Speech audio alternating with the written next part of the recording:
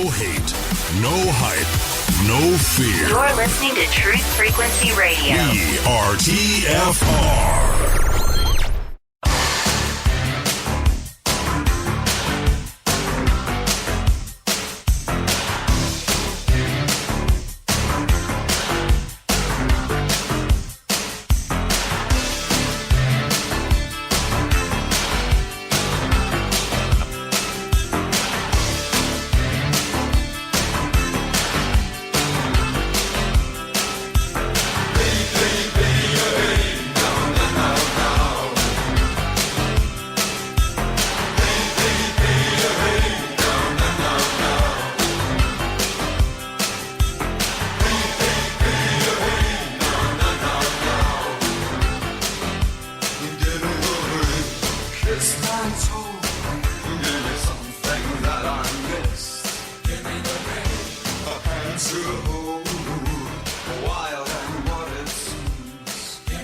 Hello everyone, and welcome to the strange world, where the truth is often stranger than fiction. I'm your host, Mark Sargent, the creator of Flat Earth Clues, which propose that all of us are living inside a Truman Show enclosed structure thousands of miles wide. Check it out on YouTube or just Google Flat Earth Clues. You'll find it. My wingman for the show, once again, is Jonathan from Jersey. How's it going, man? Pretty good, man. Cool. I'm living on a flat Earth. Aren't we, though? And not only are we on a flat Earth, but we're talking about the end of the world in a flat Earth. We're continuing our last week's discussion, which was we were talking about the end of the world. What happens? We were going over various scenarios. It's zombie apocalypse or climate change or nuclear war, whatever. But regardless of what happens, the first thing that generally happens to everybody is the power goes out. So if the power goes out, what do you expect? What can you expect? What should you stock up on? What sort of scenarios play out during that sort of thing? And last week we got pretty far, all things considered, and we talked about general scenarios, and then got into a little bit of the supplies, and really we just scratched the surface of the supplies, which was food and water. Number one being water, of course, and number two being food. And I wanted to end the show on it was like a kind of a funny little footnote on the food part of it, but this time we're kind of going to lead in with it, so it's not going to be as funny. And that is, it's the food footnote was a word on cannibalism. So here we go. You ready? Funny like hitting your funny bone. Let's do it. Exactly. So about cannibalism, I had some notes on this because, it's a topic that comes up in various movies. The primary one, the two that I thought of were The Road with Viggo Mortensen and, of course, the Book of Eli with Denzel Washington. But then my notes are as follows. So there is a nearly 100% chance that you will not become a cannibal during the apocalypse. You are a good person and don't like to eat people. Excuse me. You do not have peer pressure from friends who eat people. There is a lot of cheap, flavorful food available in America, most of which tastes better than people. Also, in order to eat another person, they will have to either be dead or held hostage. One way or another, you have to start with murder or kidnapping. Things tend to go downhill from there. You are neither a heartless killer nor a terrorist. You are also not a vampire and receive no mystical powers from consuming human flesh and drinking human blood, although some people out there would probably disagree with me on that. I was going to say something that's wrong, but we'll let you read. You sure? Sure you don't want to throw it out there? I was just thinking of the irony, because I still love the idea of the zombie apocalypse. Oh, yeah. Which is nothing but eating people. Right, and I'm just thinking how ironic that if the world did come down to that, whether it was deliberate by some chemical, thing or something like that, all those people that were vegan or vegetarians, especially the ones that did it for spiritual reasons. There you go. And then all of a sudden they have no choice but to be compelled to eat. Yeah, and we will touch on that. It is a dilemma, no question, and there is a quandary that there's a story which we'll get into about it. That being said, segue into your thing. Human flesh is edible. Meat, like any other mammal, and does contain a generous amount of calories that your body can digest. Gross and horrible, right? You would never in a million years, no matter how much money, no matter what the situation, eat your friends. I agree.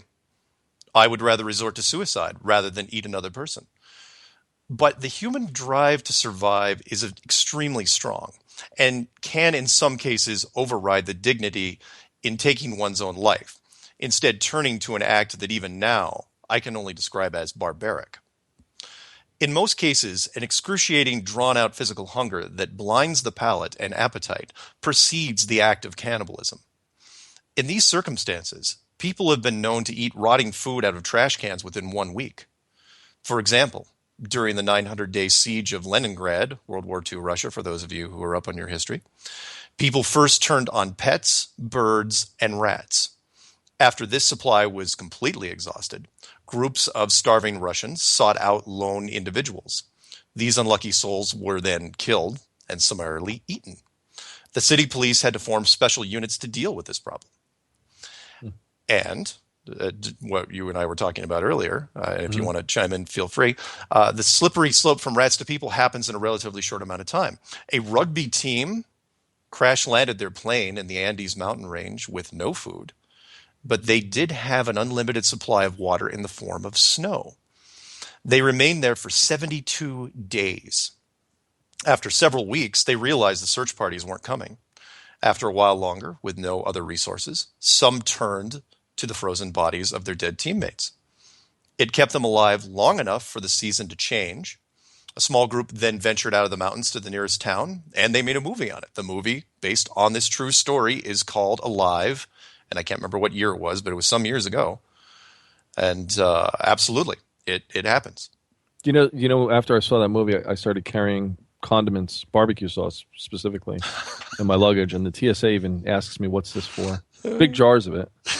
And I tell him, "You ever see the movie Alive?" It's like, anything tastes good covered in barbecue sauce. You're making that up. You're totally making that up. No, but all right. You know what it is? I can't wrap my head around like this concept. This is really like, oh my God. Yeah. And you mentioned the 900-day siege of Leningrad. Yeah. I was going to ask you, in what circumstances is it more one of isolation or suppression or location that this kind of thing would occur? Meaning, if you go ahead. I think it's a combination of all three. I mean, with the 900-day siege of Leningrad, which for those of you who don't know their math, that's pushing 3 years when the Germans surrounded that. Basically, what happened was the Germans surrounded that major city, and there was no way for any supplies to get in. So literally, the stores went empty almost immediately, and they stayed empty for almost 3 years. So you're making sawdust bread, and when people get really, really hungry and they're in groups, weird things start to happen. Absolutely. I'll throw another one at you, which you'd know, the Donner Party, which was, for those of you, that's an American thing, where back in the day when they were crossing, when they were trying to make it to the West, basically since you're taking wagon trains over the mountains with no roads to speak of, you had to leave at a certain time of the year, because if you didn't, if you left too late, what would happen is you'd get snowed in and you'd get trapped in the mountains. And, with literally no game to hunt, and you were on your own, and the Donner Party turned on each other. Absolutely. See, I'm just thinking logistically on American soil, because that's all I can really reference, right? Mm-hmm. So being on the East Coast here in New Jersey, tri-state area, New York City, anybody who remained in New York City, it would be more like that movie, I Am Legend? Yeah. It would be isolated like that to an island. I'm sure they would blow the bridges, whatever the hell they would do. If the whole United States was under attack by foreign power, whatever, World War III, you'd have pockets, or of course, if you had farmland and you can grow stuff, you're not going to be, resort to this cannibalism.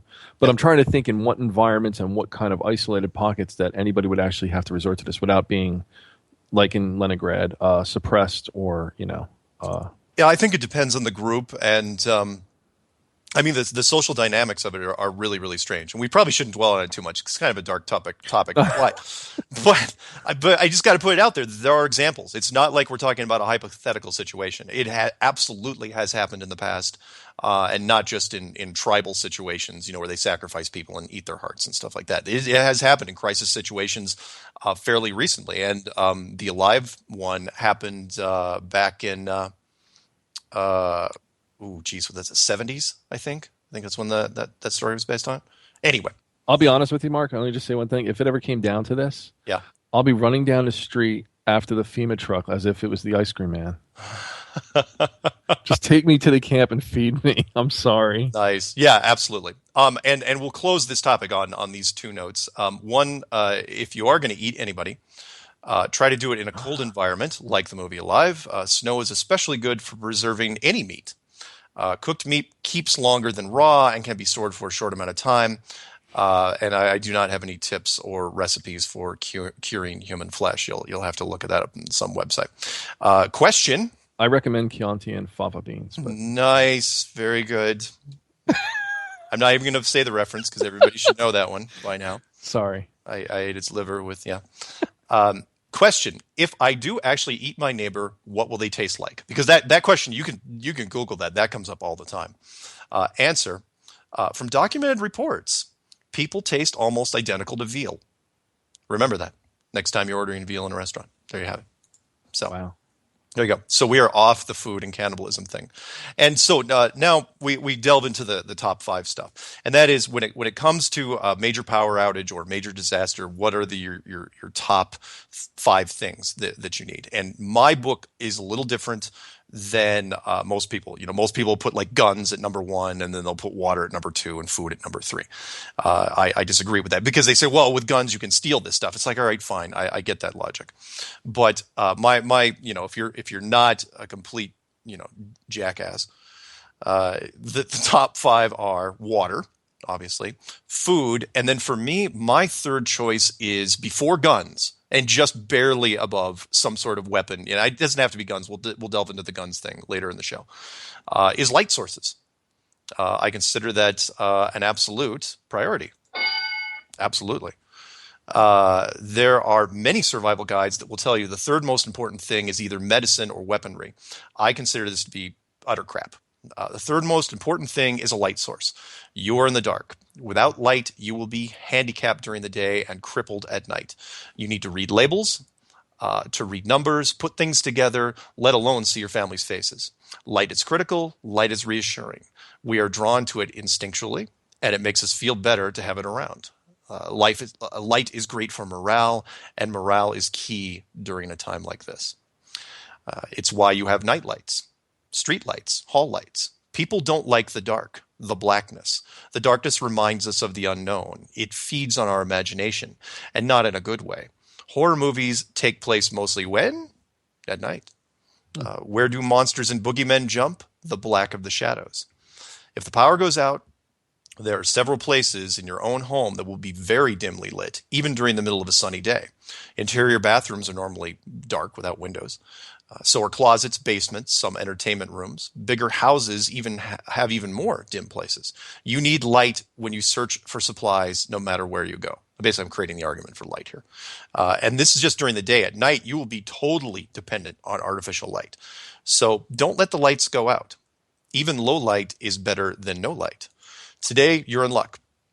While America is known for its ample food, it is also known for its plentiful array of portable light sources. Light comes in many different forms, both bright and dim. Some are mobile, some are not.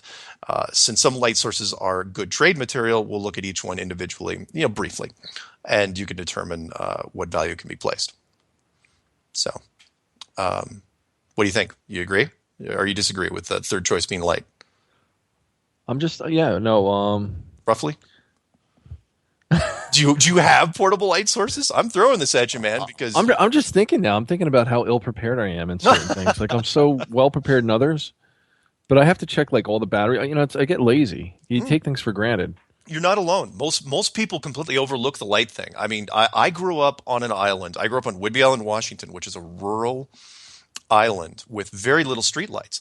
And when you get a windstorm that would rip through that place, and my mom will attest to this. We were on candles. That's usually your last resort. Flashlights. Everyone was like, okay, we're on candles, and put them around the house, and maybe you've got one flashlight, but I'm a huge believer in light. So, what you just gave me an idea of, though. I'm thinking where we do keep our lights, like even like little lighters and so on. Yeah. And if you have to search for them in a closet or even a junk drawer, everybody has a junk drawer. Yep. If it was pitch dark, you couldn't find that thing as readily as if you had taken that same lighter and taped it to underneath the edge of your desk. Yeah. If you think about it, because what else would be under the edge of the desk but that lighter? Good point. And stumbling around in the dark, you can find a big piece of furniture easier than you can go through a junk drawer. Yeah. Yeah. I literally have flashlights in every jacket I have in my closet. Just tiny little LED lights. Just because it's like, look, and in my bag, in my car, just, because flashlights are so cheap nowadays. So anyway, let's run down a few of these things. So first one obviously is the flashlights. Flashlights, portable, powerful, directional. There's a huge amount of high-quality flashlights at reasonable prices. I'm not going to endorse any right now. Most of which use LED bulbs now. LEDs, or light-emitting diodes, if you guys don't know what that actually means, are a heavy-duty solid-state bulb, which are technically classified, believe it or not, as a low-level laser device. They never burn out, practically indestructible, and draw much less power on the battery. Because of this versatile technology, LED flashlights have exploded over the last decade. These are basic lights, lamps, headgear, pen lights, keychains. They're everywhere. And they're all really, they're all really good quality. Even the stuff that we import, which is almost all of it. Lucky you, it is a great time to be alive in the world of flashlights. The only drawbacks to this kind of light, and you knew there was going to be some, are one, the light emitted by an LED is more of a moonlight rather than sun, so the colors won't be completely accurate. So if you're trying to look at a color chart, it'll look a little off. And two, as mentioned above, LEDs are considered to be a laser device and shouldn't be used to look into people's eyes. People remember this. Nor should they be looked directly into, because it's a laser device. You're going to hurt your eyes if you do this. I mean, not right away, but it'll happen. I'm sorry, go ahead. No, that's it. No, go ahead. Everyone should have at least one good flashlight lying around. Can't stress this enough. The more common the battery it needs, the better. One theme that'll be stressed both here and several other item descriptions is common usage. The majority rules, and you should follow it. This means that whatever most people use in their house, like the basic battery types, you should use it as well. When it comes to flashlights, the most common batteries are D, toys and radios, C, toy radios, AA, remotes, small toys, and AAA. Thin remotes, very small toys, and laser pointers. Most people will have some or all of these battery sizes. Pick up one or more types and buy a good flashlight. Either LED, or if you can find the non-LED, I personally recommend them. Yeah, they're not as durable, but it's a better light. It's a more soothing light.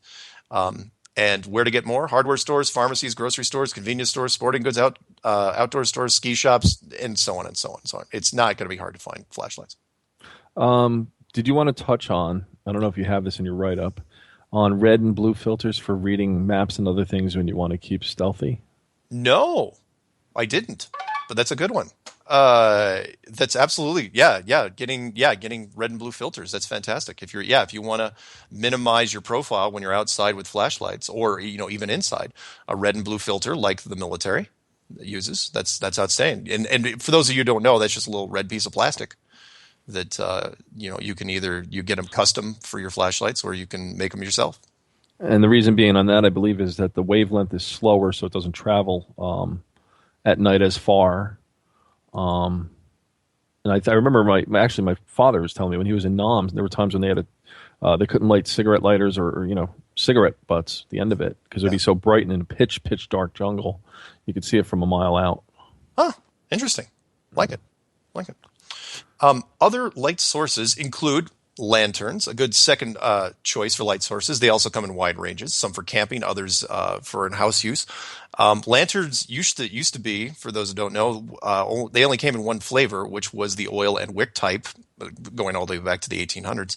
Some of these are very collectible now. They shouldn't be your first choice because they're mostly glass, all the old stuff, but they still work. If they tip over and break, though, well, then you've got the Chicago fire all over again. Since the 1970s, though, lanterns were also built to run off butane and propane. And in the 80s, they started doing fluorescent bulbs. Now, of course, most lanterns are converted over to LED. Lanterns' main purpose is to have non-directional light for a wide area. This is good for just sitting around, going through inventory, and in some cases, looking into dark places. The only drawback for a lantern is that the light shines everywhere, including into your eyes, which makes looking into distant dark places a challenge. It's not directional. It also illuminates your face so people can see you sometimes before you can see them. This can either be a good or bad thing depending on the situation. Lanterns also have a wide base, so you don't need to be holding it for maximum effect.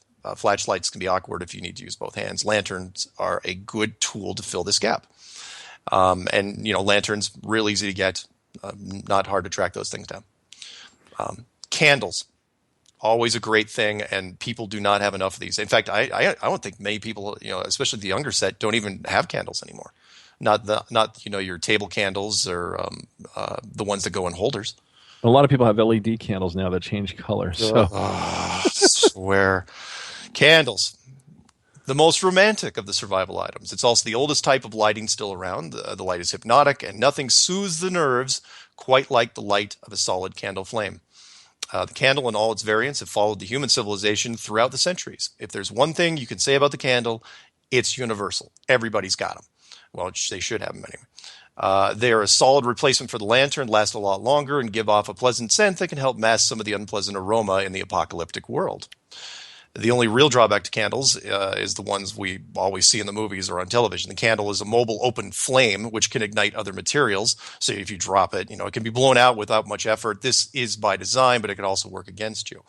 A candle should be your last resort if you are searching a dark area and need a mobile lighting device. Because your forward motion produces a relative wind, your speed is limited. No one runs away with a candle in their hands, not even in horror movies. If it goes out, you trip and fall, and the mass serial killer gets you from behind with an axe. Also, searching with an open flame can be hazardous. Oh, look, a gas main. Oh, look, a box of dynamite.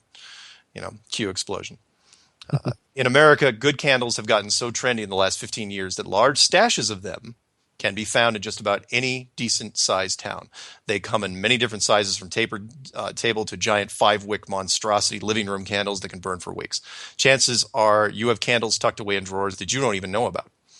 And as far as getting them, we'll cover this sort of in the looting section, but if you're looting for them, grocery stores, drugstores, department stores, general stores like Target, Walmart, exotic furniture stores, there are even certain stores that sell nothing but candles.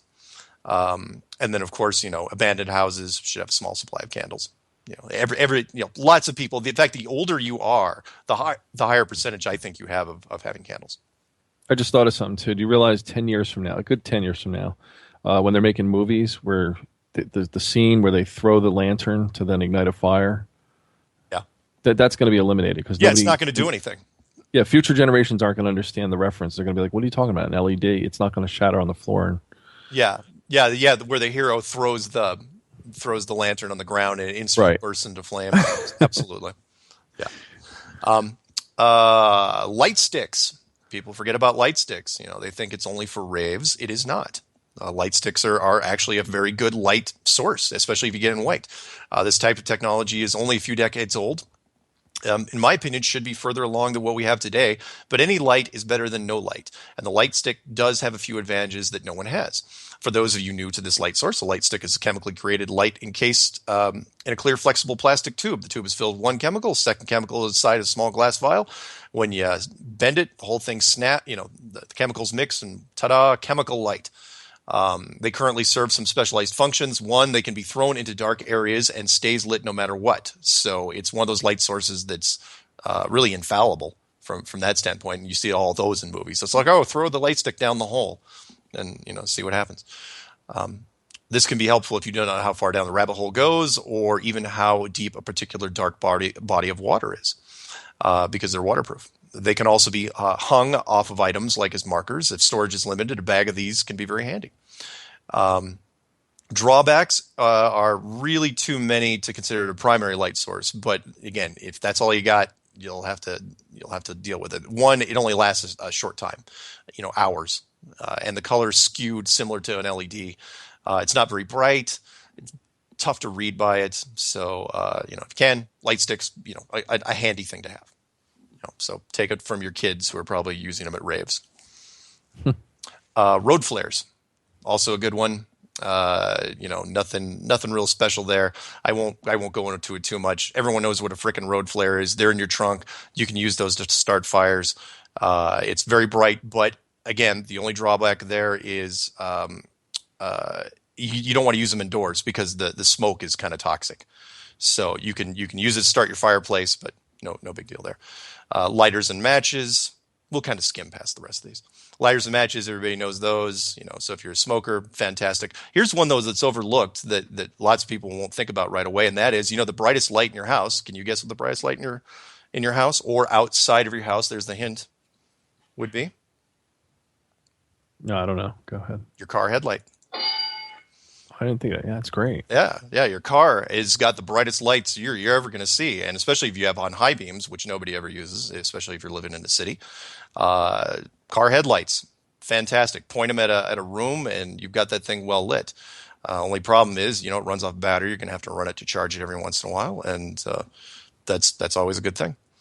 The last but not least is fireplace. There you go. It's a non-mobile light source, which you can use. And if you're reduced to your light source being a fireplace, you got problems. And you should probably ask me for this manual. And by the way, I mentioned it during the last show, but I'm going to mention it here. I didn't put it up on what you recommended. I didn't put it up on online, but just email me, msargent23@comcast.net, and I will send you a free copy of everything we're talking about here in a PDF file. Doesn't cost you anything. So one of the side notes for light sources, and I put this in there, is generators, because I get people that ask me that a lot.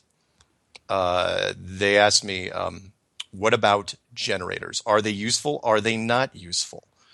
And what we're going to do after the break is talk about the positives and negatives about generators, because I used to own one. Actually, I used to own two, and then I sold both of them. So, and we'll talk about the reasons why once we come back to the break.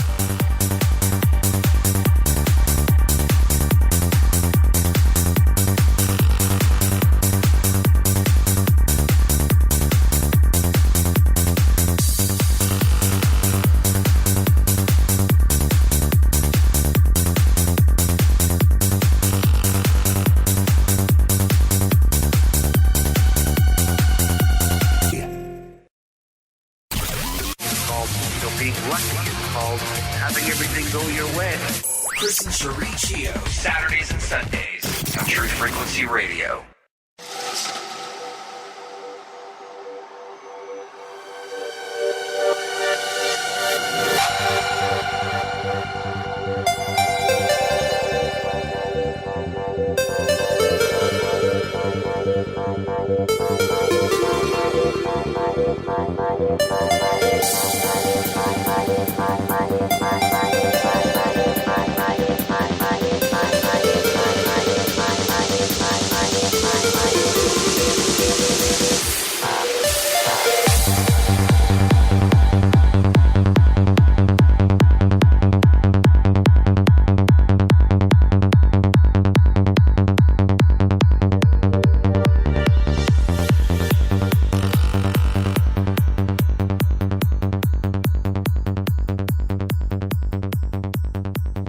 Welcome back to Strange World. I'm Mark Sargent, your host. Back with Jonathan. We're talking about the end of the world, or the end of the world really of how you would define it. But again, the power is going to go out. Bad things are going to happen. You're going to need to prepare.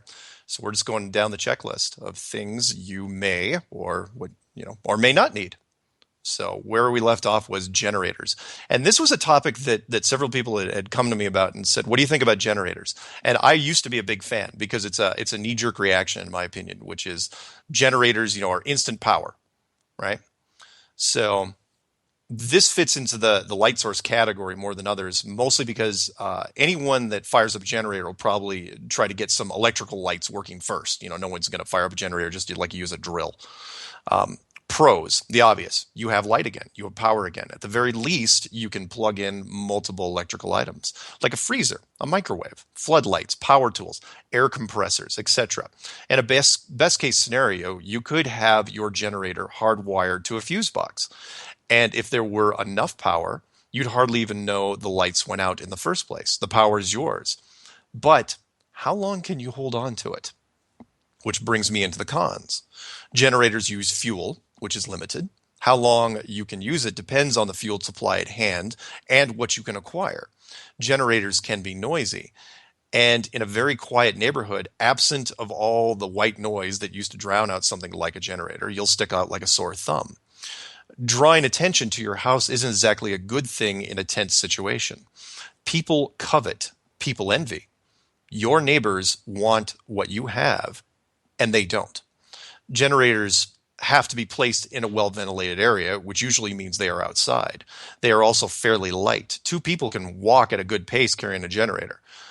They can be disconnected easily. These things mean that yours will be outside, making noise and giving you light, which also draws attention to you. Potential predators can see this from literally a mile away. This isn't to scare you or make you paranoid. It's just the facts. Anyone with a generator has to acknowledge that it is a target of theft, or maybe worse. A smart thief will know that anyone who cared enough to have light and power via generator will also have other things. And now this motor running outside your house is covering the sound of their footsteps. So when you first said generator before, I was thinking the same thing. Mm-hmm. In the original instance, let's say the power goes out, it's an EMP, whatever the heck. Yeah. People with generators are going to be using them immediately, the first couple of weeks. Oh, absolutely. Change up the scenario 3 months, 6 months out after all the psychological effects and what everybody's gone through. Again, depending on what time of the year. Yeah. And hearing a generator would have a whole different feel. Maybe you would stay away from it, like you said, knowing that the person's probably also well armed, or they have a group. That kind of be about hearing a sound, just the way an animal's skittish when it hears a loud noise. Yeah. I think that, you're breaking up there, man. Give me a second. We'll have to move on to the next topic just because your mic is breaking up, but we'll try to get you back in a second. But you're absolutely right. The generator is absolutely a target, because you're right. In the first weeks, no one's going to, the first maybe 5-6 days, no one's going to really care that much. But 2-3 weeks down the road, if all of a sudden you have a house light up, it's going to literally stick out like a sore thumb. It'll be the Twilight episode where the monsters that live on Elm Street, where people, everyone down the street was, holy smoke, the Johnsons have their lights on. Let's go figure out what's going on there. And people will just wander down there. So, can I get that? You still with me? I'm still with you. Can you hear me? Yeah. You broke up there for a second, but I think it's part of the stormy weather that's kicking out here in Colorado. Oh, and for those, though, because I have to do this at least once a show, we are currently broadcasting from 100 stories down in Cheyenne Mountain. So sometimes the connection is a little scattered. And the Stargate program is absolutely real. I just wanted to share that with you right now. It's not all at CERN. Batteries. I can't say this enough about batteries. You got to get them. Like ammunition, batteries should be lumped with their main flashlight counterparts, but what makes them different is that batteries have multiple devices that can be used from them. This item listing was created to define types, brands, and potential devices, as well as the best place to find them. Top 2 things you'll be using batteries for: 1, flashlights; 2, hopefully, portable radios. And maybe 3, the laser sights on your weapons. Batteries equal light, and as discussed above, light will be a hot commodity, one that can be bartered for. Batteries are based on metal and dense chemicals, so they are heavier than other supplies. Actually, they're heavier than ammunition. I mean, they're really just a piece of rock. Keep this in mind before throwing a couple hundred D cells into a large container. I've done that before. I put all my batteries into one container. Yeah, you're not getting that thing off the ground. Never happening. Batteries hold a charge for a limited time. The technology has gotten better, and right now the average lifespan of a good battery is 6, 7, 10 years, maybe, depending, where you store them. In some cases, a high-powered battery can go a year or 2 past that. Lots of people have those stories. Battery type means everything when it comes to lifespan. The more power the battery claims to have, the better it is. Your lights will be brighter, and your radio will last longer. Brand names count for a lot when it comes to batteries. You get what you pay for. That is so true with batteries. This isn't like knockoff designer jeans where a fake can look almost like the real thing. Look for batteries by name. 2 brands, everybody knows them, that quickly come to mind are Duracell and Energizer. I'm not necessarily endorsing these. I'm just telling you the 2 best batteries out there. Everything else comes very, very distant thirds. Both are outstanding, and in blind taste tests really can't be told apart from one another. Everything else, distant cousins such as generic Everready, Rayovac, Kodak when they used to have them. I don't think they even make batteries anymore. Many electronic manuals will tell you not to mix high power with low power batteries. While this is true in a civilized, why doesn't my DVD remote work from the kitchen world, it doesn't hold water now. You can mix them. There's no rules here. You can even combine dead batteries with live ones in a pinch. It won't work very well, but at least you'll get a connection. But it's better than nothing. Batteries seem to get cheaper every year, and bulk packs are everywhere. Having some spares in the basic 4 flavors, by that I mean D, C, AA, AAA. Just remember those.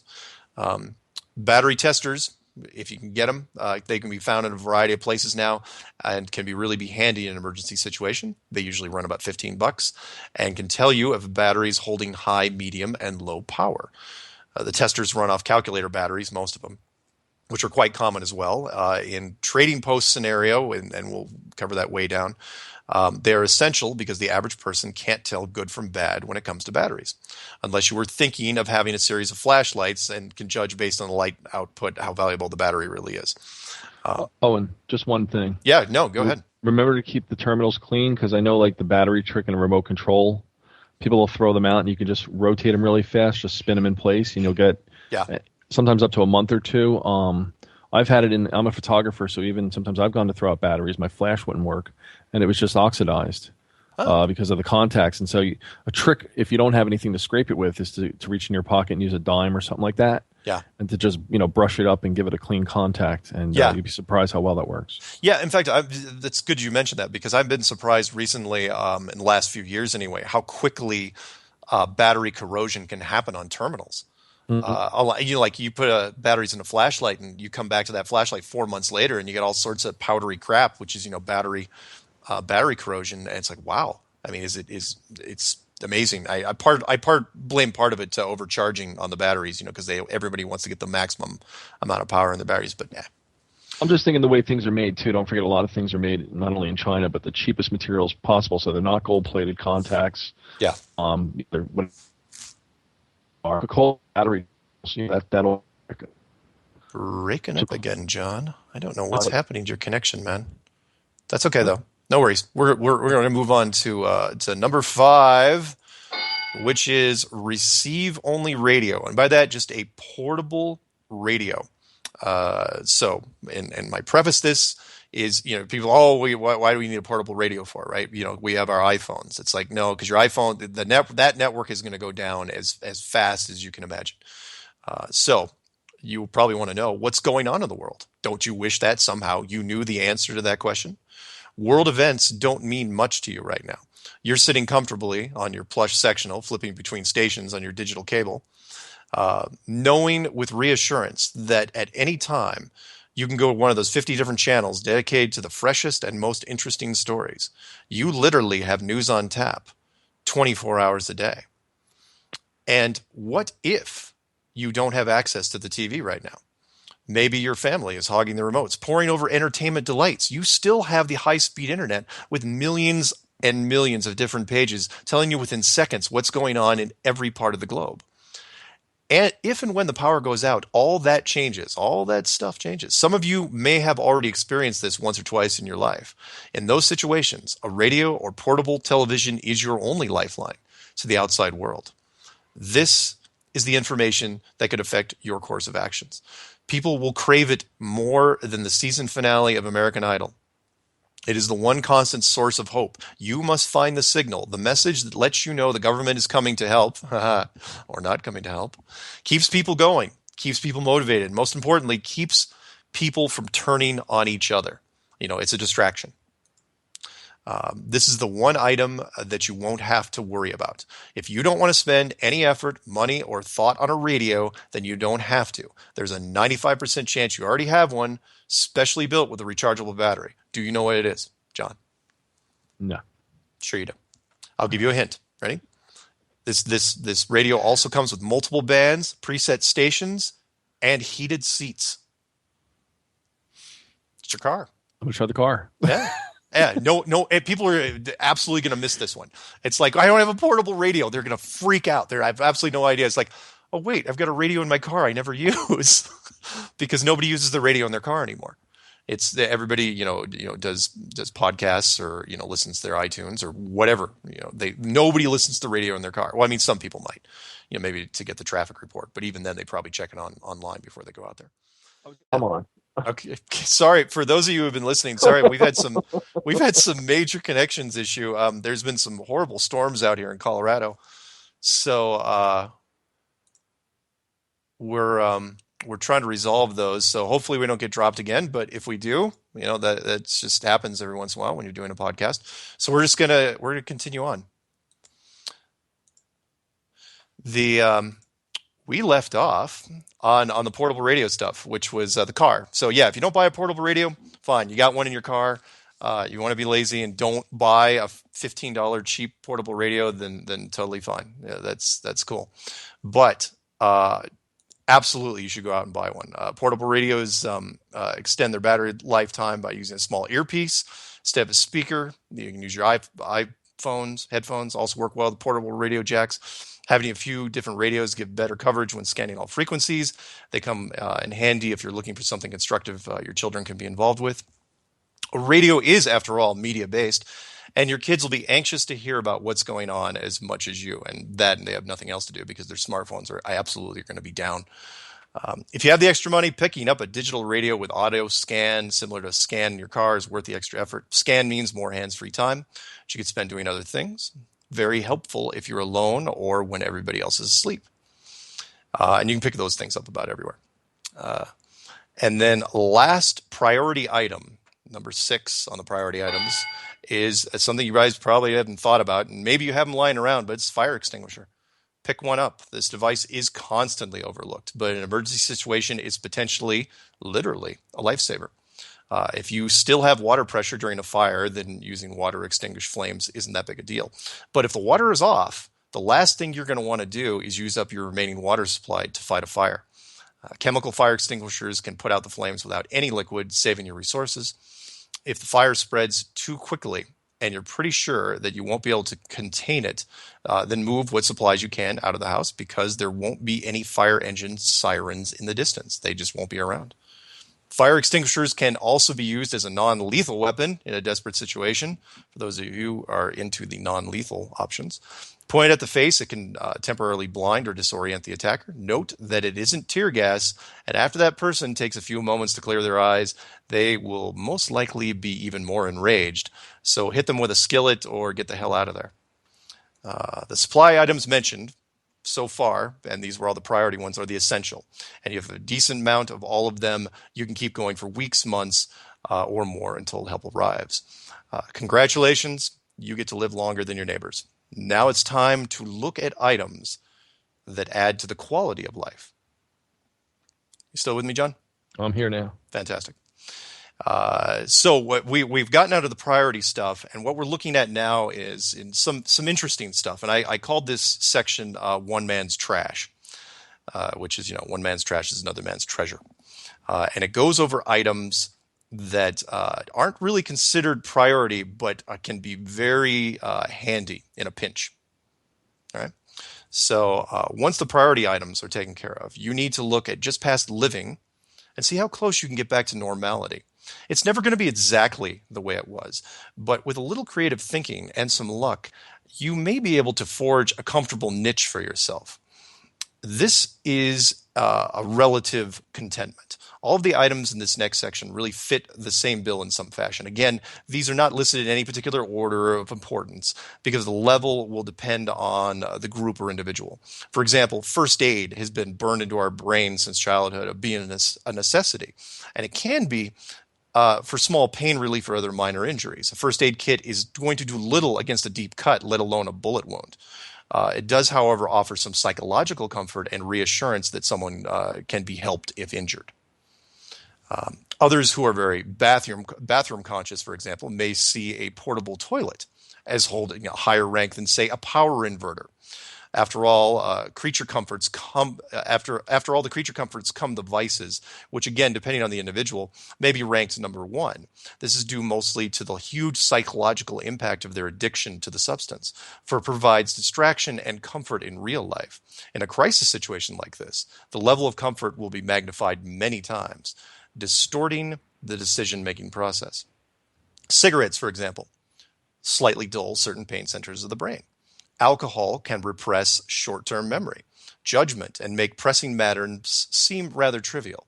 Prescription painkillers can alter reality to where the individual has forgotten their current situation entirely.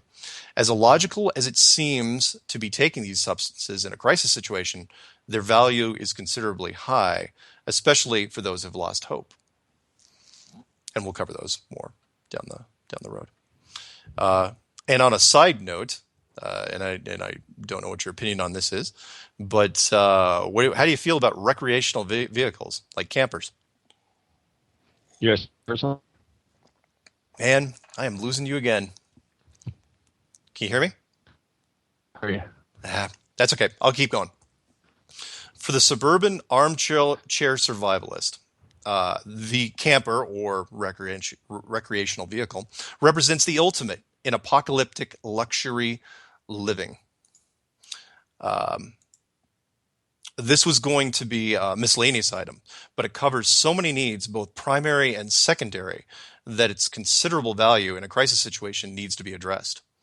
The RV has evolved over the decades from a meager bed and chair to what now resembles a rolling house, fully equipped with multiple bathrooms, very comfortable seating and sleeping quarters, kitchen, and a myriad of electronics.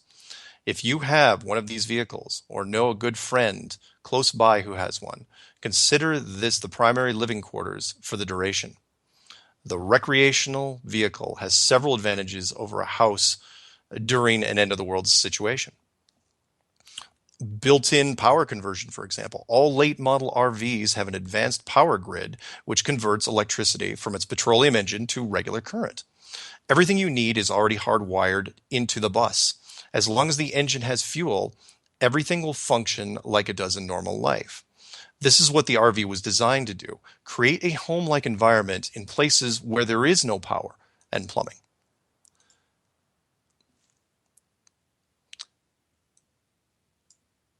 Am I still on?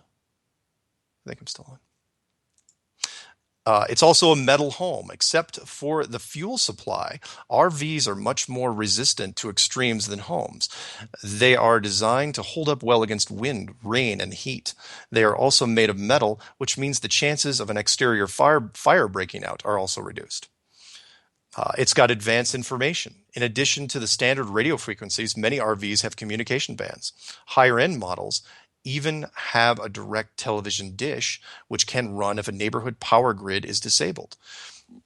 This will give the RV owner visual news that other homeowners will not have access to. And it's hot meal ready. Mobile homes like the one pictured above have a self-contained cooking facility, which will run either electricity or gas.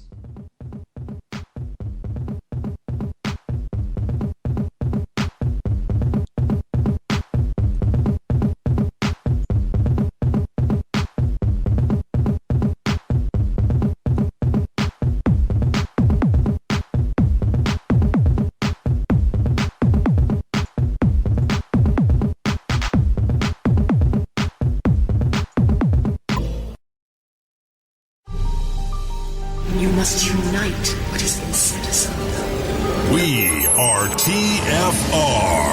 Truth Frequency Radio.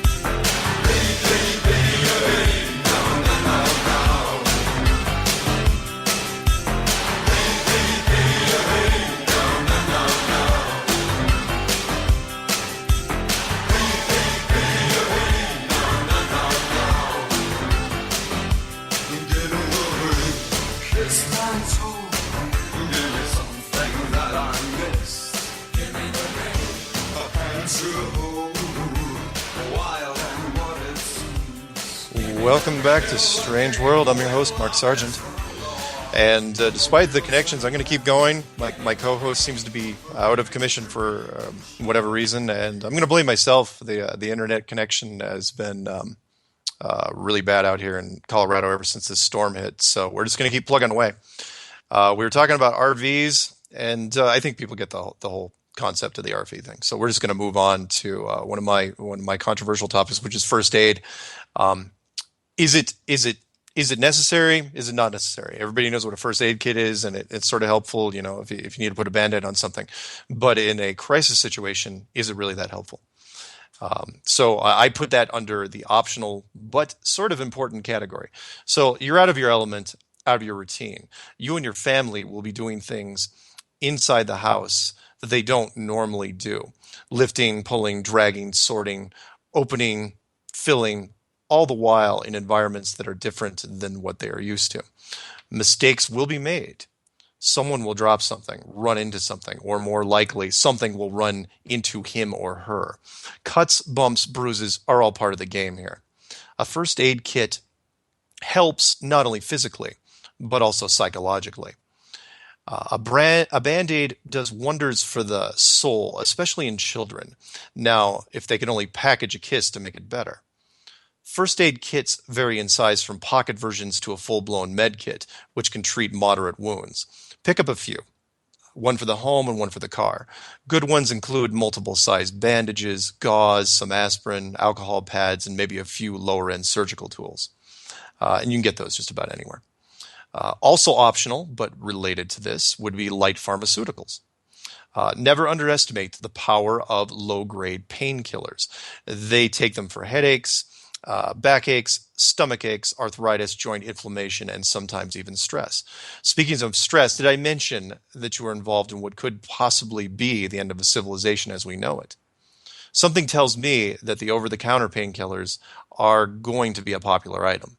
Brand names will matter at first, but will lose their preference over time. Start out with the well-known Tylenol, Excedrin, and all their variants. Aspirin will never go out of style. Antihistamines, allergy relief, stomach relief, anything you can remember seeing a commercial for has value in this new bizarre reality that you are part of. And you can get those just about anywhere. Another thing I threw in, which isn't really tied to the chemical side, and most people don't even know what it really is unless you go camping a lot, is a power inverter. And it's optional, but it works. So for those of you who haven't seen these, they're a great substitute for a full-blown generator. And here's why. A power inverter plugs into a cigarette lighter of your vehicle and converts it so you can plug in regular household items. The premise is that your car, truck already has the engine to generate the juice. All you need is the adapter. They cost about a quarter of the price of a generator and weigh about the same as a laptop computer. I can't say enough about this option. If you want quick power without worrying about theft, this may be something you should look into.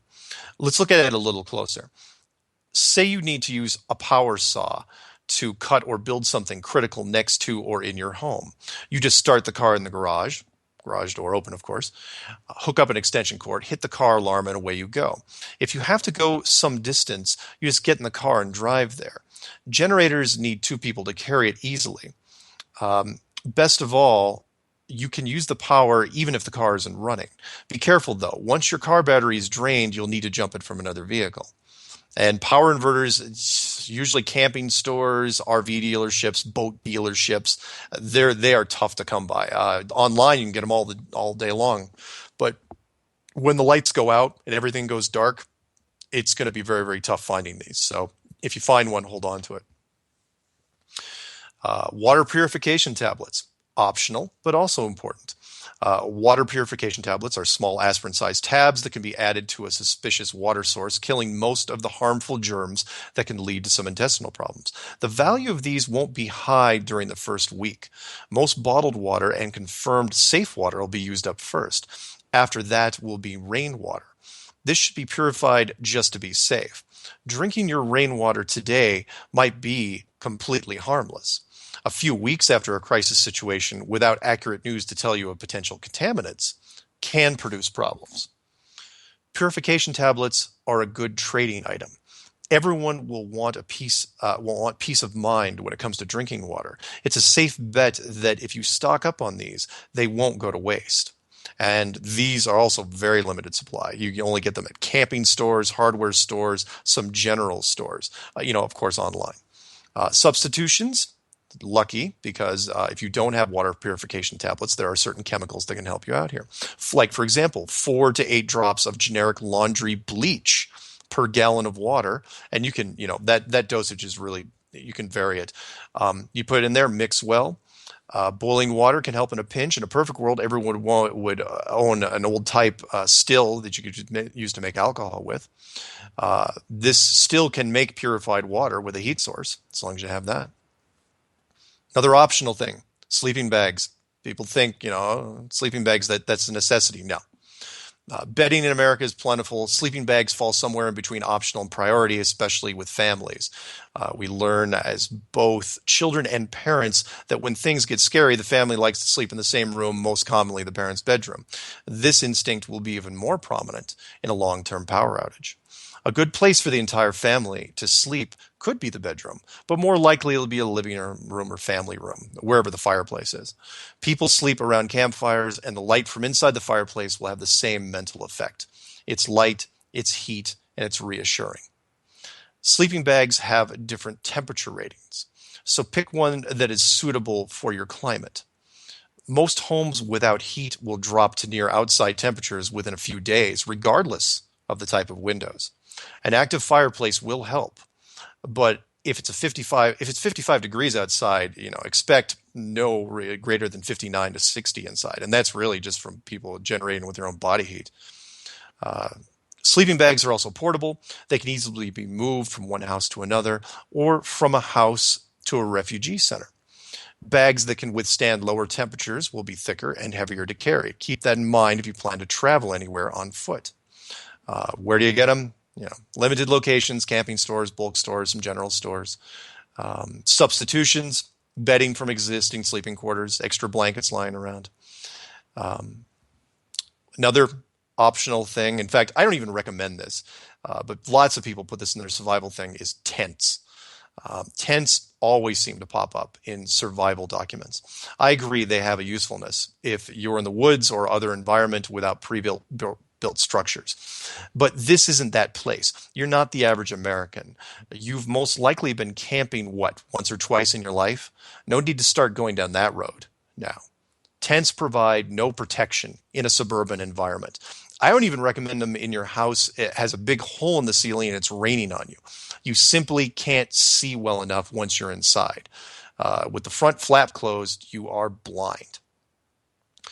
If you're huddled on the side of a mountain, hoping to reach the summit in a few days, then great. A tent is just what you need. I still think you're a little nutty for going up the mountain in the first place, but then again, I can't understand ice climbers either. So tents, don't even bother. Optional, gasoline. I had a few people ask me if I was going to add this to the list. I had mixed feelings about it. It is by far and away the most important resource from an economic standpoint. Gasoline is a strange product, almost ethereal in a way. It isn't electricity, but it can generate electricity if needed. It's not a battery, but it can charge one. It can be used both to make medicine and weaponry. It is the sole reason our civilization, especially in the United States, has achieved so much growth over the last 100 years. In a severe crisis situation, it will probably be consumed so quickly, be used up in at such an alarming rate that within a few weeks, only very small pockets will exist in an average American city. But then again, maybe the decrease in supply will be slower, more methodical. It all depends on what the average Joe does. As mentioned earlier, you will either stay or leave your current location in favor of one that gives you a better chance. If you go, the fuel in your car, which is the only fuel you'll have on hand, gets used during the drive. If you stay, you'll have anywhere between 1 to 20 gallons of gasoline sitting in your vehicle's tank. Other than the power generators, which will be few and far between, this gas will be used to power your vehicle. It can be transferred to another car via siphon hose. It can also be stolen using the same siphon, which we'll cover in looting, down the road. Maybe not this show. Cars mean mobility, and this mobility has value. Gas can be stored in a car without any problems for 6 months or so. By then, there will be a lot of siphoning going on. I'm still trying to work out the potential logistics because there is a real unknown factor to be considered here. Where would you go if you had a full tank of gas? If family were more if your family was more than a tank away, then it would have to be local. There is no work commute. You aren't dropping the kids off at school. Most looting is done on foot unless you have a group to do it with. Gasoline is the unknown factor in the grand equation. There will be a large supply available, but it will be broken up into hundreds of thousands of small supply groups. If a trading post could be established, gasoline would still be the most sought-after resource. No different than Road Warrior. People would trade things for gasoline and fill their vehicle. They would then have options and the freedom to go places. They wouldn't have direction, though. I suppose they would be trading for the mobility option alone. In case they needed to take off, they could. There would be some people who would create Molotov cocktails, glass bottles filled with gasoline, a small piece of burning cloth attached to the bottle. They have very few practical uses, though, however.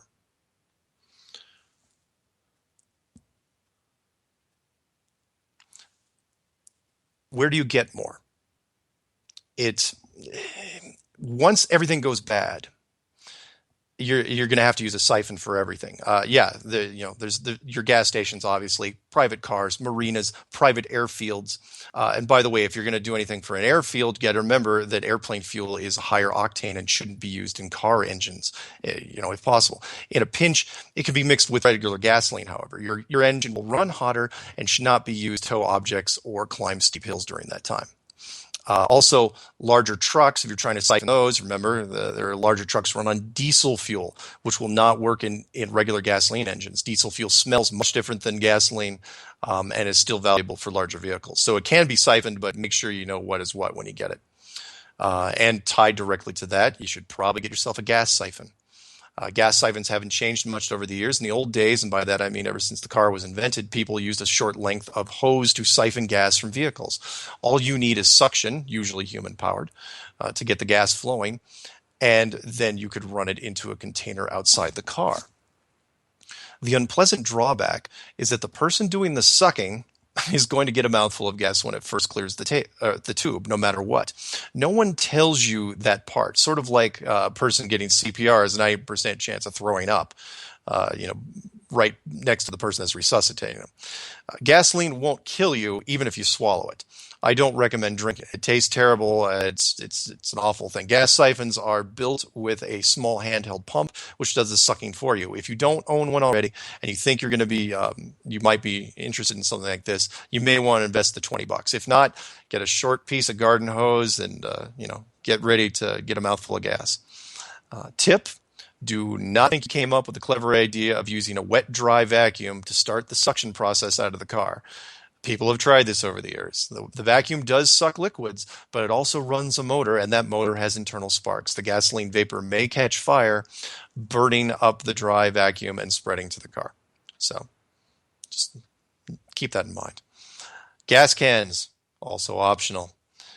This was going to include it with the siphon, but there's some important tips there that should be mentioned separately. Proper gas cans will either be heavy red plastic or metal in nature. Look carefully at the container to see that it has warnings about storing gasoline. If it does, you cannot use it to hold fuel for extended periods of time. Here's why. Petroleum is one of the major ingredients in most plastics. Because of this, it has a tendency to break down and dissolve lower level plastic containers. Can't put it in Tupperware. Milk or water jugs will not work. They'll just buckle and burst. You should only use marked gasoline containers. Optional. And lots of people, said, I should store cash. And I'm not talking about silver or gold.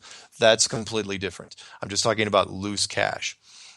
Even in the late 1970s, cash was one of the top 10 things to include in a survival pack. Today, its value declines to almost nothing within 3 days. Here's why. Most stores, no matter what type, run on advanced electronic systems. They use laser barcode scanners and registers that calculate tax automatically. When the power goes out, the stores will be crippled. A mom-and-pop shop may run manual calculators and take cash. The problem is that no one will have it. People rarely carry any substantial amount of physical currency. Credit cards are the rule of the day. The ATM machines need power to run.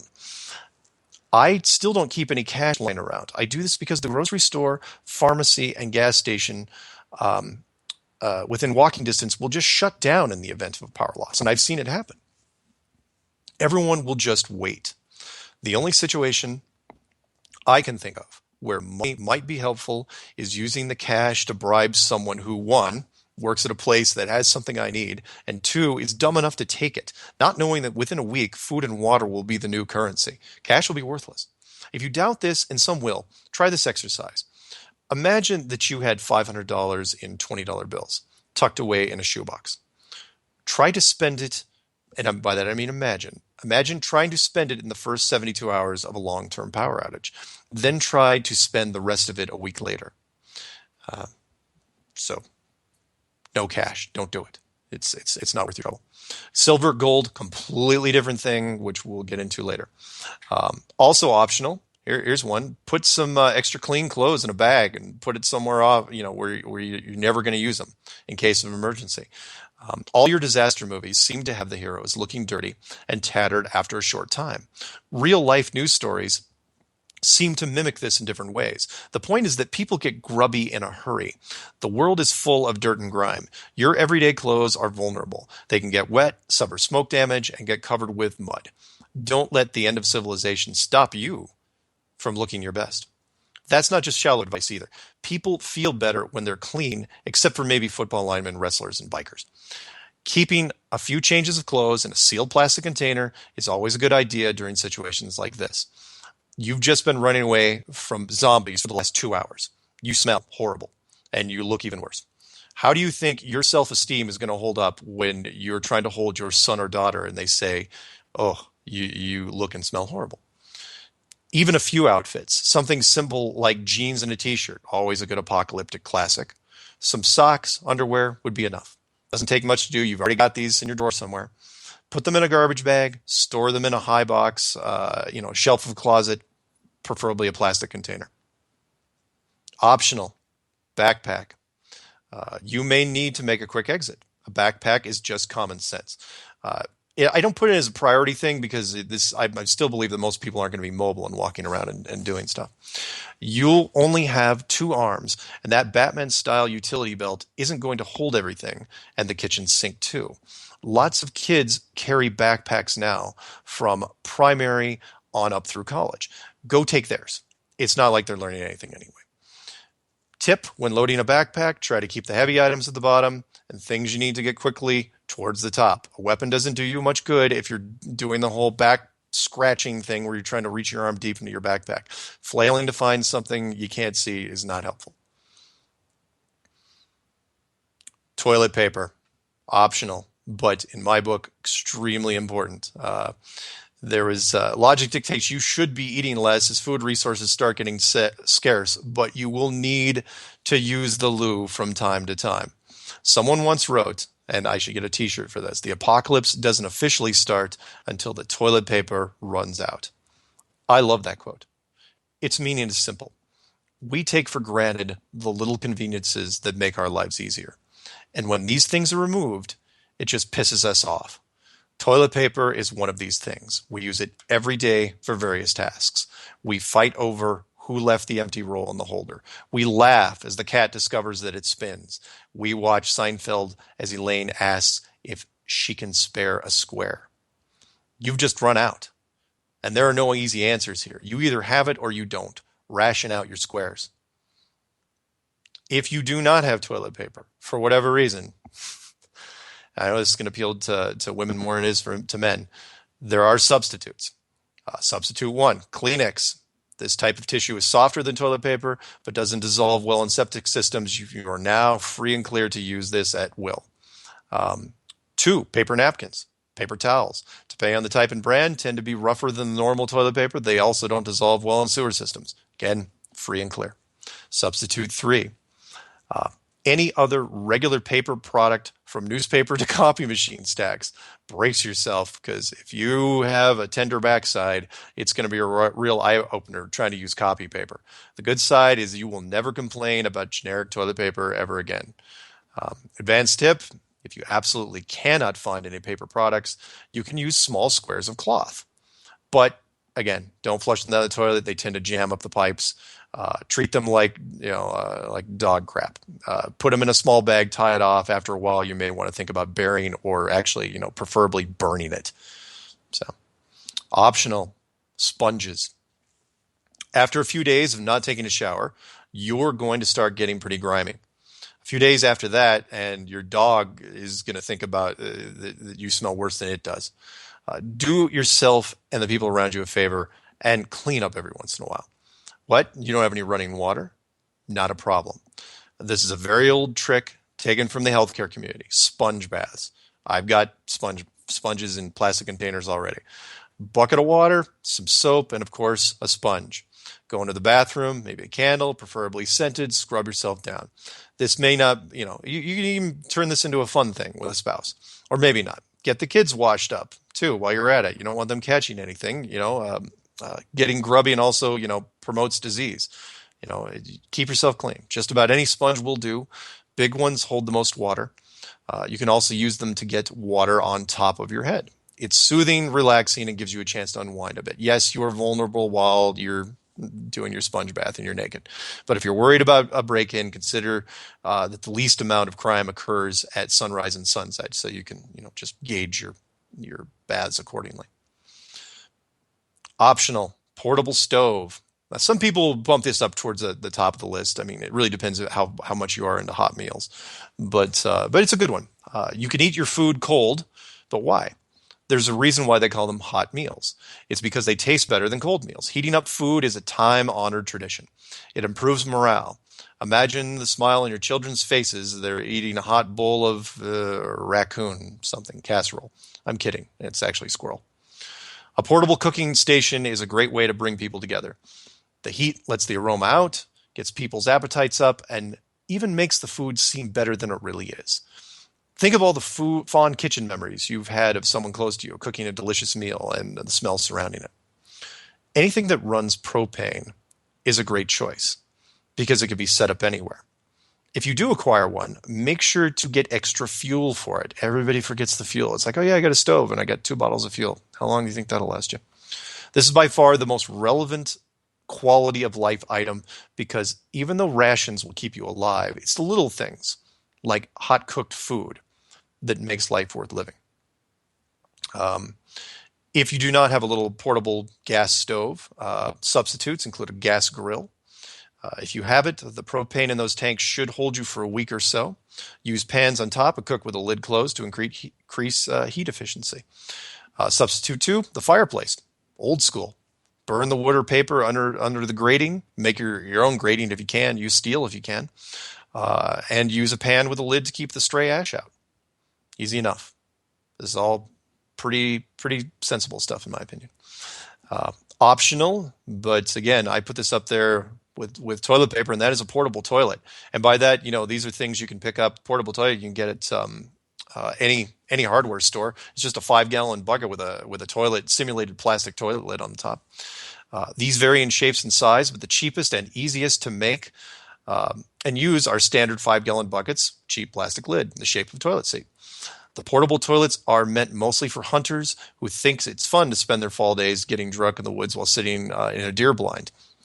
They work with a garbage can type liner that collects everything, all your waste. You then tie the bag off and bury it. I recommend burying it somewhere the dog can't get to it or burning it. If you have the means, burn it outside somewhere. This is a just-in-case item. If the power runs out, your toilet will still work as long as the water is on. When the water is off, you can still fill the back of any normal toilet tank manually. All well and good, but maybe there's an earthquake and the toilet cracks. Toilets are actually pretty fragile things. They're made out of porcelain and they break all the time. And if they break, they're not going to hold water. That is where the portable version comes in. Let's hope you never have to use it. Optional, a good hat. This may seem like a ridiculous item. It's not. I don't have a lot of hair, and I still bought one. I'm not thinking of me here. I'm thinking for those people with good hair. You know who you are. I don't like you. And yet, I'm still trying to help you. You good hair types are going to be taking sponge baths now, and washing your hair isn't going to be high on your list of things to do. Fend off zombies? Check. Steal gas from neighbor's car? Check. Wash hair? Nah. Hats get hair out of the way. And we'll be back to talk about more supplies in a bit.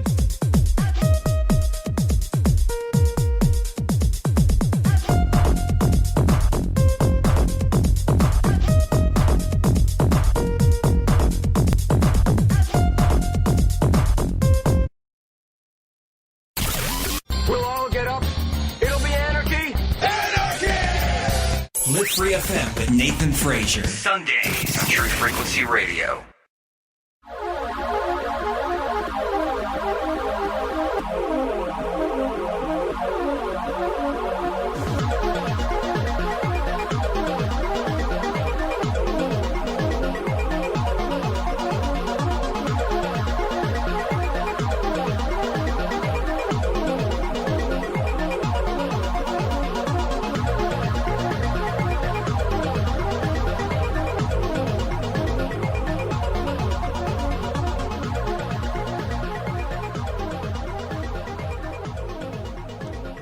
Welcome back to Strange World. I'm your host, Mark Sargent. In the last part of the show, the last segment, we're going to see what we can do in the last 27 minutes. And I apologize for the connection issues. Again, something's happening in Colorado. I don't know what it is. Hopefully, I will make it through the rest of this thing without any more interruptions. I've lost my co-host for the evening, John from Jersey. I don't think I'll be able to reestablish him for the rest of the show. That's okay. We're going to press on. What we're doing is we're talking about the end of the world survival list, things that I've created. List, the high items, the priority items we've already gone through.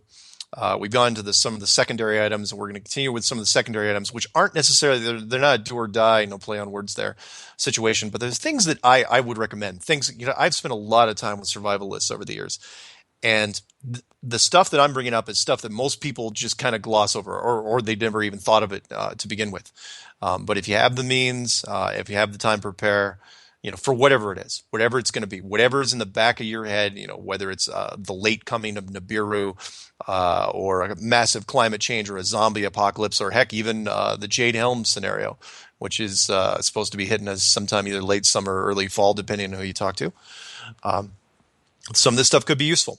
So let's continue down the list.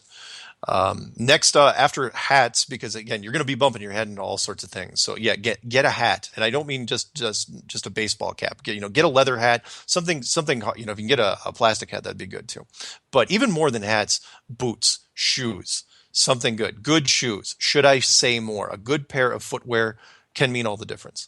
The world is burning around you. Those 8-year-old flip-flops with a broken strap aren't going to cut it. Neither are those 4-inch pumps. I don't care if they're more comfortable than they look. It's dark. You're going to be stubbing your toe into all sorts of new things. You're going to drop a variety of items from chest level, and they're going to land somewhere near those oh-so-delicate clodhoppers of yours. That's an old word, by the way, clodhoppers. Protect them with a solid pair of shoes. Pretend like you were going to just go camping. I know you never go camping. I see. Just pretend.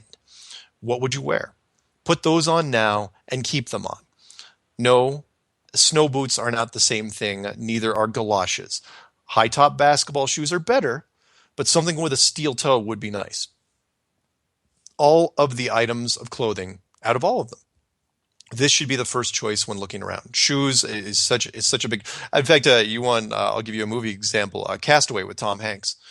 What was the big thing he was running into a problem with? Was shoes. He was getting blisters. In fact, he would have killed for a decent pair of shoes in that movie. Optional, police scanner. Some years ago, I ran into a group of guys who, on a regular basis, would get drunk on happy hour martinis, eat a bunch of oysters, and talk about robbing a bank. It's just one of those things that some guys do with the fantasies. Invariably, one of their items in this robbery fantasy was a police scanner. This is a very optional item. As mentioned earlier, local law enforcement is going to go offline within a few days.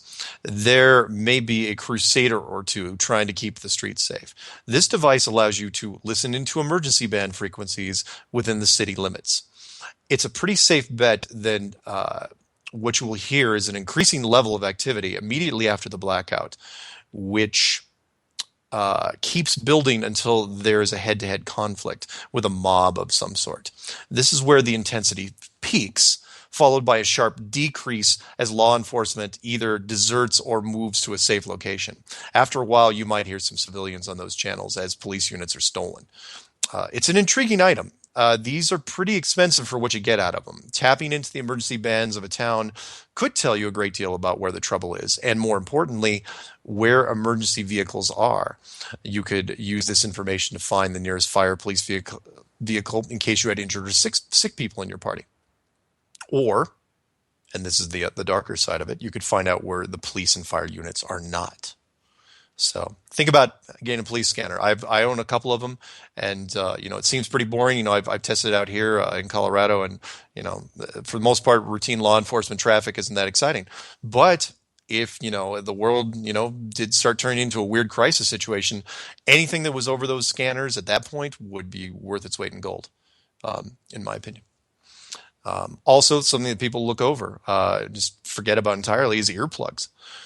Soldiers wear them. The firing range requires them. Your long-term hearing is important. Then again, so is your short-term. Anyone who's ever fired a gun without hearing protection or had a very loud explosion noise go off next to their head doesn't need an explanation. To the rest of you, I'll explain. A firearm round is not only propelled by a small explosive charge, but most bullets break the speed of sound right out of the barrel. Sound travels like ripples on the water. If they're used outdoors, the sound disperses quickly depending on the obstacles next to you. But if you use it inside a house, they dance around and play havoc with your eardrum. Trust me when I say this. Firing a shotgun in a hallway or bedroom has a chance of disorienting you. Not just the person in front of you, you. The sound will bounce off the walls and seem to come at you from all sides. Your ears will ring loudly, and that ringing won't fade for some time. Make it easy on yourself and take the sound out of the equation. You don't need the added distraction of a temporary hearing loss. The flash of the gun, the shock of it pushing against your hand or shoulder will be quite enough. Having hearing protection also can give you an added advantage in a gunfight that takes longer than 10 seconds. If your opponent isn't using any hearing protection, he or she will be hearing impaired after that first shot. You will be able to hear their footsteps or their weapon action. They may even be dumb enough to yell over the ringing to anyone behind them. I recommend wearing hearing protection every time you're carrying a firearm. You can't be too careful. So they're dirt cheap. You can get the foam ones for 20 cents, in bulk, but you can get decent ones, you get. Just get some. There's no excuse for not having it. Another thing also looked over constantly in lists is a manual can opener, a twist can opener. I know lots of people have electric ones, and lots of the can stuff is pull top now, but lots of stuff that out there isn't, and you gotta be ready for that. At one point, I think I had 5 different can openers in storage. Over the last 10 years or so, food packaging technology, especially in convenience-oriented America, but also in other places around the world, has gotten a lot better. Most soup cans now have pull-tab tops, which require no tools at all. This is the same for some canned meats and vegetables, tuna, fish, etc. I would expect that within the next 5 years, just about all cans to have this type of opening system. However, this is not necessarily true for large bulk food can items you might find at Costco or a restaurant supply house. These items haven't seen an increased demand for ease of use. As long as there are regular can tops out there, you should acquire 1 or 2 can openers. Why? Because your electric can opener is not going to have the power. Another optional item, which people, again, overlook, is a two-way radio. Two-way radios have improved a great deal in the last 3 decades or so, with some models running up to 25 miles or more. I know they say it in the packaging that's usually over water, over obstacles. The range isn't that great. It's only a few miles. They're small in size and usually come with cool extras like power saving features, hand-free talk options, multiple channels for security. In short, they are the closest thing you're going to have to a cell phone within the city limits. If you plan on being alone the entire time, the two-way radio isn't going to be much use unless you're really bored. If you have a friend, and I really hope you do, then you now have long-distance communication that can be helpful during scout missions. Looting, defending, just about anything. It's helpful. Don't overlook this item. All law enforcement units, including special weapons teams, use these things. You should too. Use what the pros use. Another optional item, and this one people are going to say, roll their eyes and say, really? Deck of cards. Or games for that matter. There's something I need to tell you though about the apocalypse. There is no more Netflix. Your gaming station, your gaming console is not going to work. Americans are addicted to entertainment that is based on electricity. Without it, some people will really think the world has ended immediately. It's times like these we have to return to the basic forms of entertainment that kept all the generations before us occupied. Board games, physical games, and of course, cards.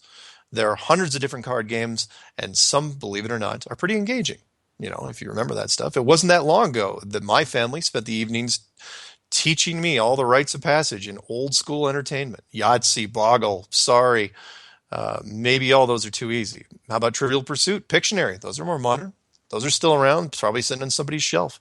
Want something that takes a long time? Get the kids into a 4-hour marathon of Monopoly or Risk. That'll burn up some clock. A little leisure, what I'm saying here is a little leisure goes a long way. It distracts you from the rest of the world. Who wants to think about giant radioactive spiders all day? Games are as old as humanity. The only difference in this type of world is that we have to take a step back and adjust to having fun without electronics once again. Oh yes, there will be holdouts. Anyone using portable electronic devices they will use those things literally till they go dark, and then they'll try to charge them any way they can. Some people will fire up the generators just to play their console games. I guarantee it, and you should go after those people. But this is especially for the kids who are going to create their own games if none are provided. You do not want them making up stuff like pin the tail on the giant 3-headed rabbit, or who can hit the mutant with the most flaming tennis balls. It just angers the mutants or zombies, and that's not fun for anyone. So keep your urchins and yourself busy with a wholesome family game. Winners get extra rations, losers get a cold sponge bath, or they have to use copy paper instead of toilet paper. Let them pick. It makes it a challenge. So now we've gone past the priority items, the optional items. Now we get into the stuff which is really on the fence of should you be holding on to this stuff anyway. And by that, I mean the banned substances, or the stuff that really has no place in the survival world, in most survival things, just for ethical reasons. And for this, I called this section, Smoke 'em if you got 'em. And really, let's just get into it. No list would be complete without a small group of bad habits. In most end-of-the-world movies where human vices survive, there is still a high demand for them. Why? Because they're addictive. They're bad for you. In a world where people are scrapping to live to the next day, there is no logical reason for these things to exist. Some of you will argue whether or not this section has any value. Who does it benefit? Today, I can say with a great voice of confidence that it benefits you. Here's why. You don't have a vice. Well, I'm going to assume you don't have a vice. Fantastic. The opportunities for you and your family are nearly endless. In times of high stress, people turn even harder to things that make them feel better. In a situation where the stress never ends, the breaking point for people with addictions will be much quicker. When they finally snap, they will turn to whoever has what they need for help. If the people holding what they need are weaker, they will be overcome. If they are stronger, the addicts will barter. The addicts' bartering abilities won't be done with a clear head. They will be desperate, and in some cases, the addict will trade almost anything. Use this to your advantage and bring them to their knees. You'll feel sorry for them. There is nothing wrong with that. Pat yourself on the back because you're a good person. If you want, go ahead and give them some sensible words of advice, but do it after you trade with them. Don't feel bad because they're walking away with a few moments of relief while you just gained weeks' worth of supplies. You were the one that was more prepared here. You were stronger-willed. You are the ant, and they are the grasshoppers, if you remember that story. It's the vices that will be snapped up first, grabbed off the shelves in a mindless fury by the desperate. Your best chance of taking the upper hand here is to buy some now and store it away. These bottles or small boxes or both could mean the difference between starving and salvation. They could buy you the time you and your family need. And number one on the list of vices has got to be liquor. Government sanctioned, population approved. Alcohol has been by our side for thousands of years. It is the cause of, I'm stealing this from The Simpsons, it is the cause of and solution to many of life's problems. It is sought after by the young and used as a crutch by the old. Almost everyone I know has a good and a bad alcohol story. Alcohol itself, in whatever form it takes, is by definition a depressant. It dulls the senses and reaction time. It dissolves the edge off of urgency. It impairs judgment. It has been called liquid courage. It really has no place in a pure, organized survival structure. The last thing you want is to have alcohol mixed in with a group of people carrying weapons. The results could be disastrous. It ebbs the chain of command. Orders are ignored, respect takes a back seat, and basic instinct takes over.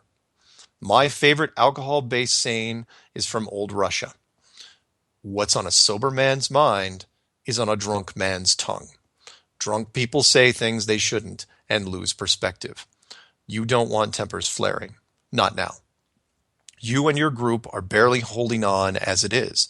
Trade the alcohol off to the masses, otherwise known as the morons. Choose your trades wisely. Keep it away from people you like. There is a time for everything, and I agree that people should eventually get a chance to cut loose. Alcohol does facilitate that. If you want to use it yourself, then save it for later, after the dust finally dies down. Alcohol's strength is based on proof, or measurement of alcohol content. The closer the proof is to 200, remember that number, the more pure alcohol it adds. The higher the proof, the more potent the beverage is.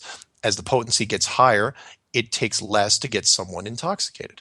A bottle of whiskey is more valuable than, say, a case of beer. It weighs much less. That's why. You need to drink less to receive the desired effect. For this reason alone, I recommend sticking to hard liquors as a trade material. Any hard liquor is worth more than a bottle of wine. And to a lesser extent, a bottle of wine is worth more than a few cans of beer, and so on.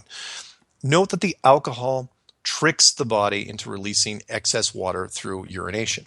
This is why you feel dehydrated later.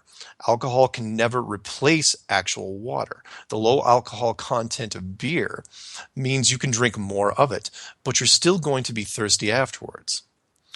Tip: the most valuable alcohol in this situation has seen a recent comeback. It is a government-sanctioned moonshine called Everclear. And if you're old enough to remember this, then you know what I'm talking about. Some of you remember the name from social gatherings of your youth. It is 190 proof, the highest alcohol content available for legal sale. And to date, about 10 states still aren't allowed to sell it. It cannot be consumed without a mixer. Well, I know some people have tried and it's not very pleasant. It must be diluted with something else like water, juice, or tonic. It has no smell or taste. Everclear can be purchased at most liquor stores and is inexpensive even today at like $20 a bottle. What makes Everclear different from all other alcohol products, and I'm not necessarily endorsing it as a brand. I'm saying, that nobody else makes Everclear. Everclear is literally just government-sanctioned moonshine. That's all it is that it's ultra refined. It is pure alcohol, and it is extremely flammable. It can be used in certain camping stoves. It can be used to start fires. Everclear is sterile and can be used to treat wounds if needed. because of its very high alcohol content, it cannot ever freeze and can be used to de-ice metal parts. One bottle can last a long time in more than one capacity. Definitely, if you're gonna store alcohol like as a vice, if you're storing vices up, yeah, you want to store up whiskey in little bottles of this and that, fine, that's great. But Everclear, if you can get it in all sorts of denominations, that stuff will literally be worth its weight in gold. Second vice, obviously, you can think of alcohol as one thing. What's the cousin that goes right along with it? That's cigarettes. For 5 years, in fact, I told myself I wouldn't even put this item on the trading table. It has done so much damage to our country. I can't overstate it. Everybody knows someone who has died or is dying of cigarette-related cancer.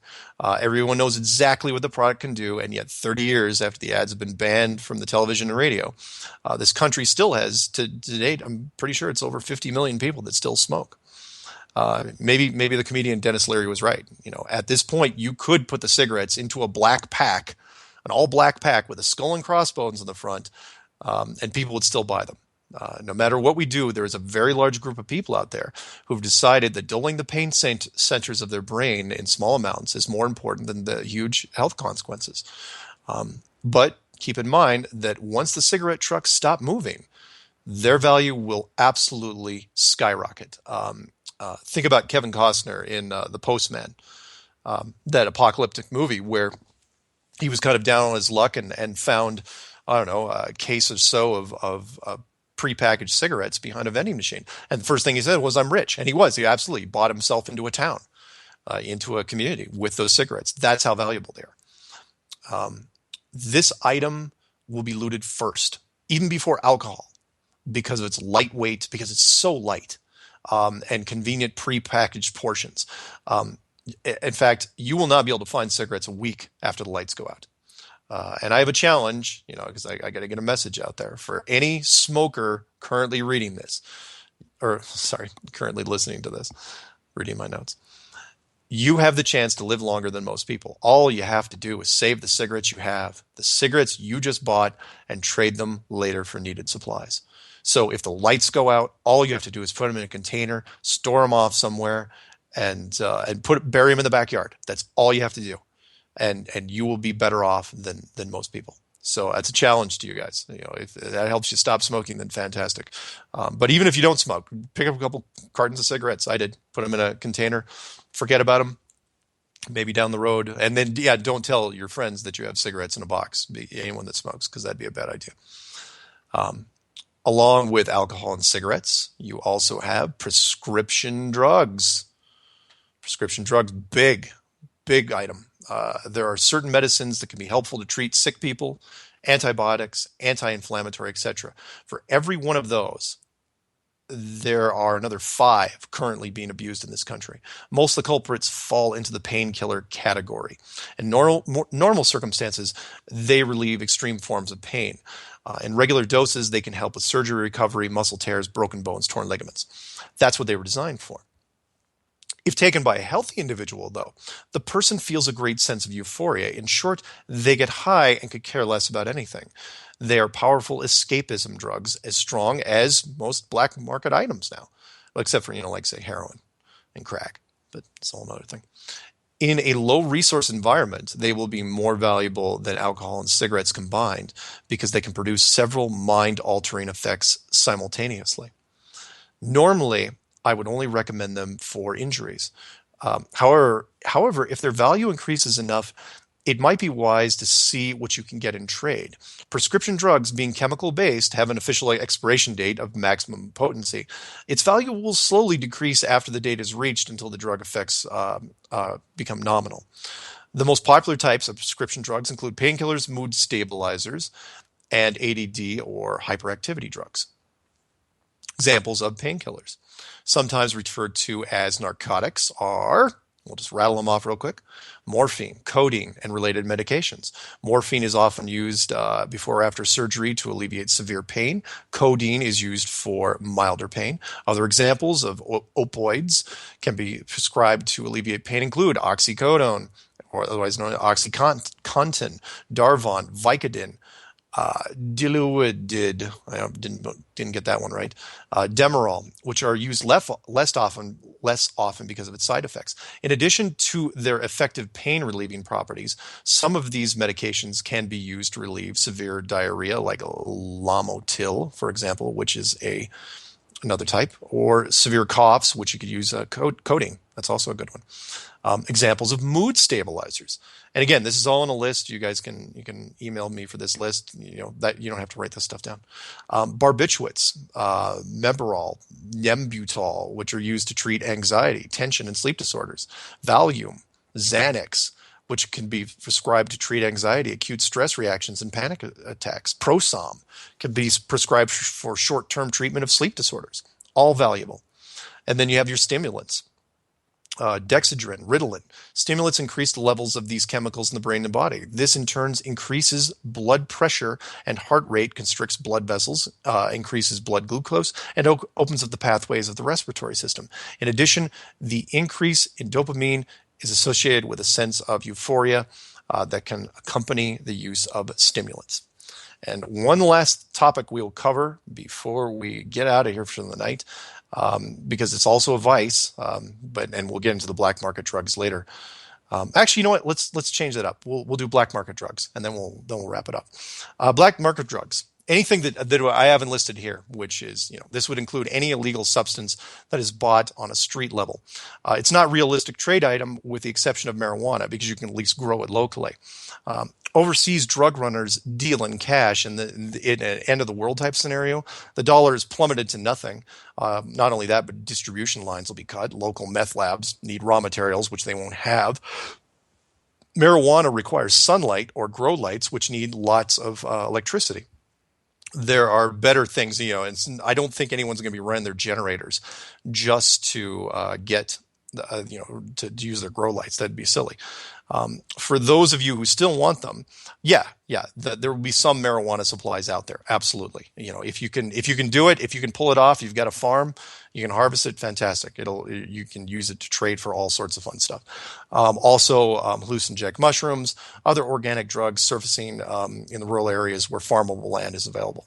So with that, before I say goodbye, anyone, again, who wants the transcript, again, sorry for all the communication and stuff we've been dealing with tonight. But all you have to do for the full PDF document of this is email me at msargent23 at comcast.net. Just shoot me a quick email saying I want the PDF, and I will send it to you. And with that, we are out of here for the night. See you guys later.